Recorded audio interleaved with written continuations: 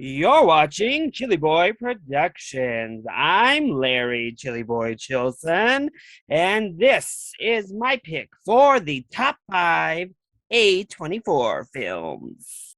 Now, before we get into this video, make sure to go ahead and click that subscribe button down below so that you can chill with me on each and every one of my latest videos. We are back with a new installment of the Movie Nerds Club, and for April's theme, the club decided we would talk about A24. We saw two A24 releases in March, and then we have the A24 film Everything Everywhere All at Once going into wide release on April 8th. So the little studio that could continues to pump out a ton of content. So why not take a look back and give our personal favorite films from the beloved studio. Now, if you're not sure what the Movie Nerds Club is, it is a group of us small film tubers who get together each and every month and rank different topics. Once you're done with this video, make sure to head on over and show some love to each and every member of the MNC. Now, without further ado, let's get into this countdown because I have a lot of honorable mentions. Basically, top 10, because A24 just has so many amazing films that I personally love. I found it impossible not to just go on and on about some of these films. So, without further ado, here are my honorable mentions. Academy Award-winning Room was a touching little story with amazing performances from Brie Larson and Jacob Tremblay that gives us some of the softer, more emotional sides of the filmmaking done over at A24. Good Time was a tense, insane thriller that had me gripped to the screen from start to finish with an amazing lead performance from Robert Pattinson. Come On was tender and heartfelt.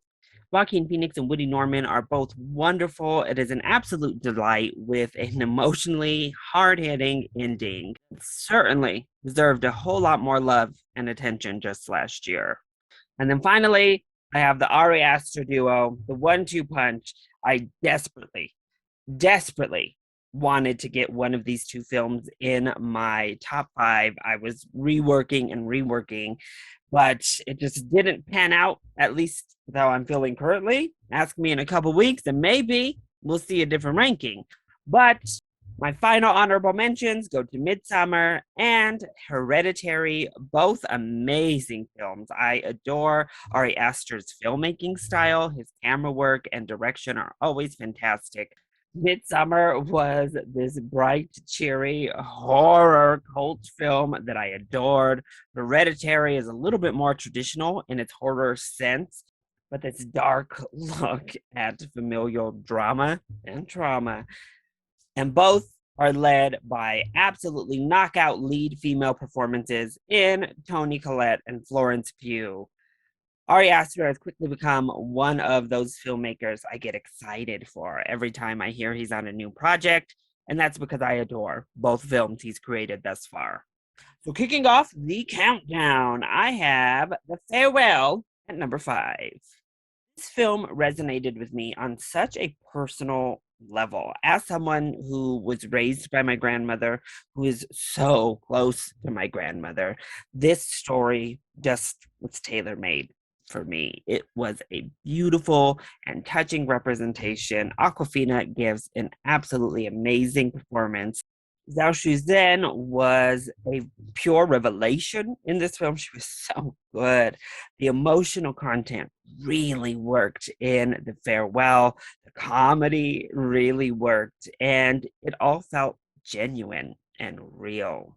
I felt like I was getting ready for this wedding and going through it all with this family. I honestly just adore everything about The Farewell. At number 4, I have Ex Machina. A film with Alicia Vikander, Oscar Isaac, and Domino Gleeson.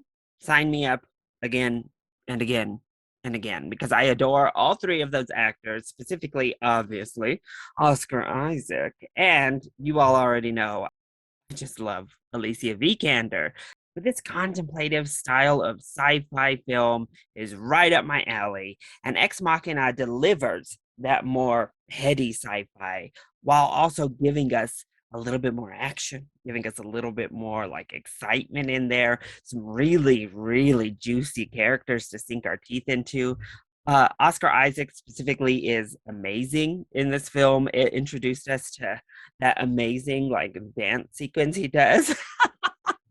Domino Gleeson gives a perfectly layered performance, and then Alicia Vikander is just perfect as this artificial intelligence. The CGI work done on this is amazing. The screenplay is top tier.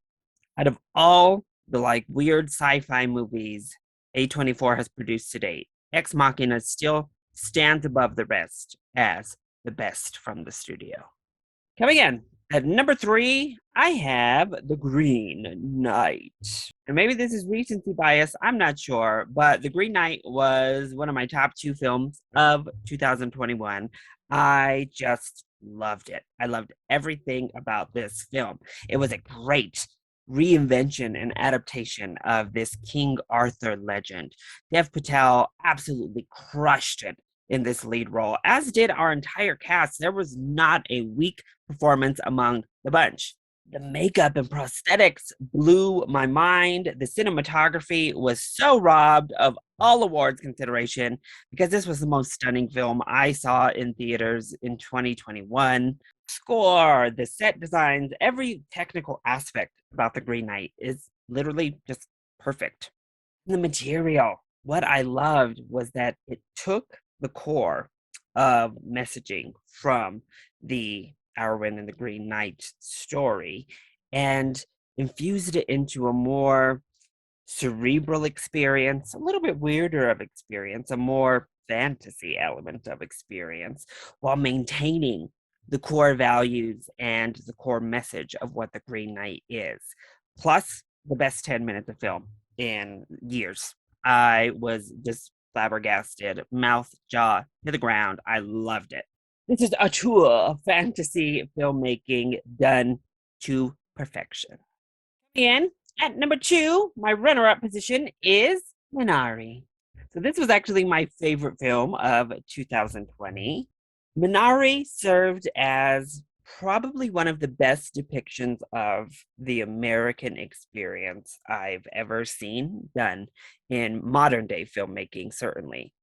It just captured what that chase is, what that promise really means. And in this case, to an immigrant family who is struggling to make things work.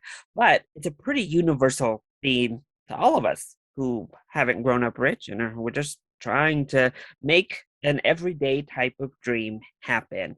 And it's that universality that just really spoke to me. Stephen Yun, amazing. What a beautiful performance. We had Alan Kim, maybe the cutest child in film, maybe the cutest child ever in film. I fell in love with this little boy, and he was so good in this debut. And of course, the scene stealer herself.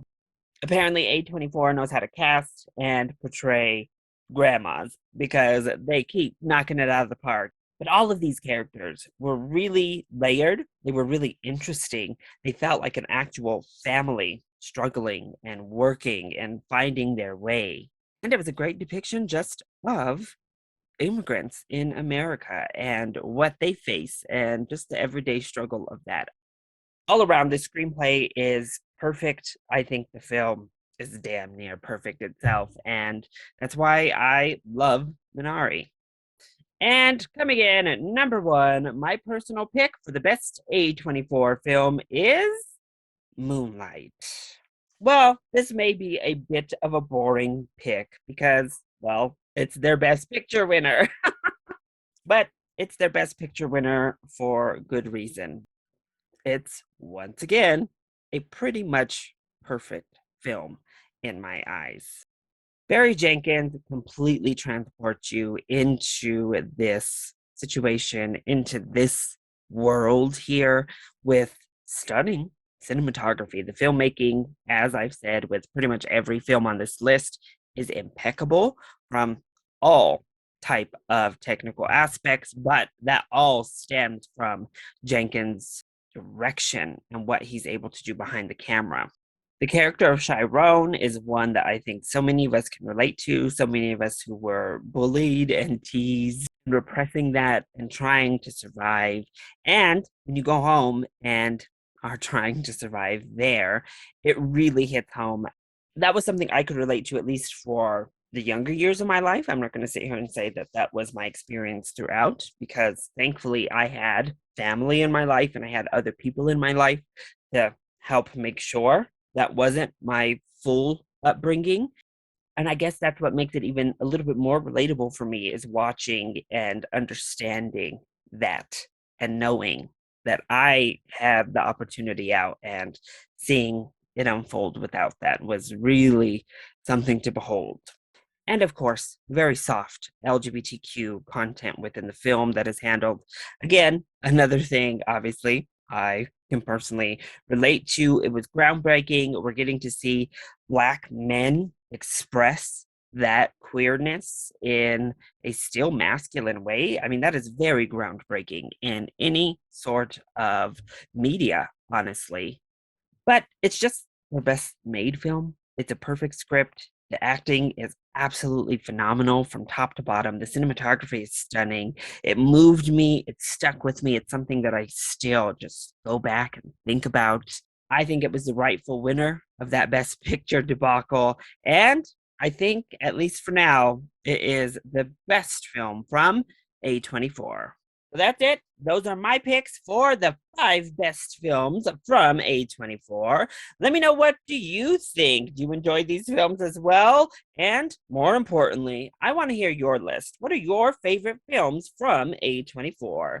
Let me know either in the comment section down below, or you can hit me up on Twitter. Also, make sure to subscribe to the channel so that you are always up to date on all of my latest videos, and hit that like button. Help me out in this little algorithm, will you?